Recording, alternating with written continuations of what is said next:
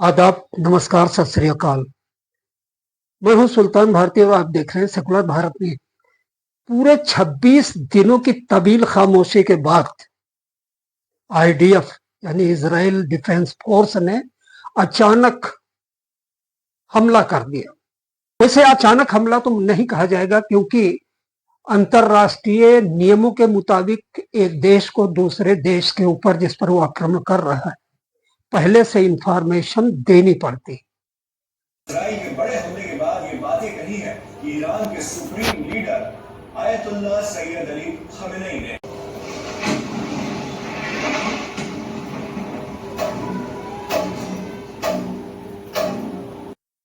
इस हमले में ईरान के तथाकथित परमाणु ठिकानों पर बमबारी हुई और दूसरे सैनिक प्रतिष्ठानों पर मिसाइलें दागी गई।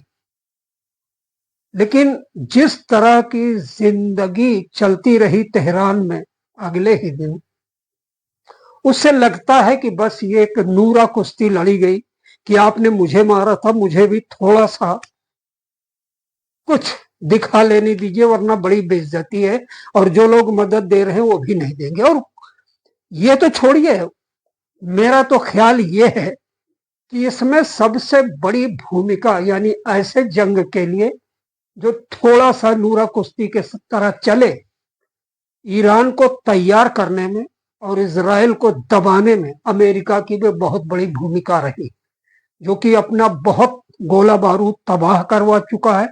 और विश्व में शक्तियों के ध्रुवीकरण को देखते हुए उसे लगा कि पश्चिमी एशिया में कहीं एक बड़ा बाजार उससे छीन न जाए। इसराइल ने 26 अक्टूबर के तड़के ईरान के सैन्य ठिकानों पर हमले किए, जो कि अब रुक गए हैं।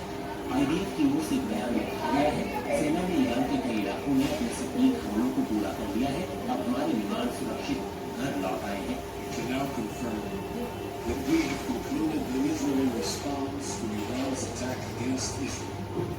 यूं कोई बेवफा नहीं होता, कुछ तो मजबूरियां रही होंगी। तो अमेरिका की मजबूरी ये भी थी, और जाहिर सी बात है इस वक्त वो बड़े पशोपेश में है, क्योंकि ये गाजा और ईरान, साथ ही हिजबुल्लाह के साथ लेबनान में बढ़ रहे तनाव और बमबारी के मद्देनजर अमेरिका को अपनी पड़ी है। चुनाव सर पर है और हार जीत का समीकरण उसे पॉजिटिव होगा या निगेटिव, इसको देखते हुए उसे फैसला लेना पड़ रहा है। क्योंकि वहां की सबसे मजबूत सीनेटरों की लॉबी में यहूदियों की तादाद ज्यादा है अमेरिका में, इसलिए जाहिर सी बात है कि घुटने पेट की तरफ मुड़ेंगे। लेकिन ऐसा भी नहीं है। जिस तरह खुद इजराइल के अंदर विरोध चल रहा है, इजराइल का और नेतन्याहू का, उसको देखते हुए आईडीएफ के लिए, नेतन्याहू के लिए, इजराइल के अस्तित्व के लिए भी जरूरी है कि जंग किसी तरह चलती रहे। Hezbollah launched the first attack against Israeli positions last year on October 8th in support of Gaza. Israel retaliated. A year on from those exchanges of fire, the conflict has reached a new level.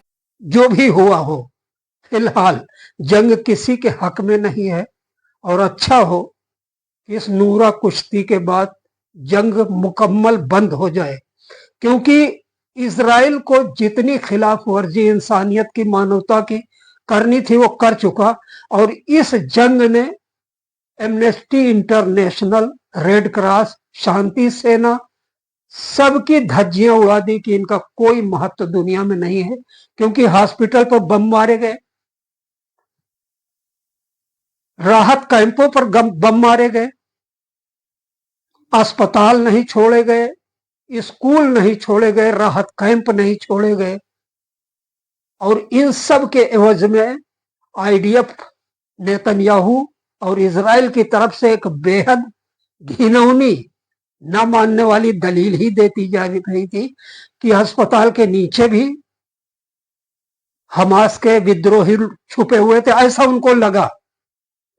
राहत कैंपों में भी विद्रोही बैठे हुए थे, और तमाम उन जगह जहां वो बमबारी कर रहा था, इंसानों के ऊपर, सिविलियंस के ऊपर, नागरिकों के ऊपर मारे जा रहे थे, उसके पीछे एक ही लचर दलील थी कि यहाँ पर उन लोगों में घुल मिल कर हमास के आतंकी मौजूद थे। तो बहरकैफ युद्ध अपराधों के न्यायालय में उससे आखिर घसीटेगा कौन, ये एक बड़ा यक्ष प्रश्न है जिसका जवाब किसी के पास नहीं, क्योंकि जज खुद अमेरिका कभी नहीं चाहेगा कि उसके दत्तक पुत्र इजराइल और नेतन्याहू कटघरे में खड़े हों। And then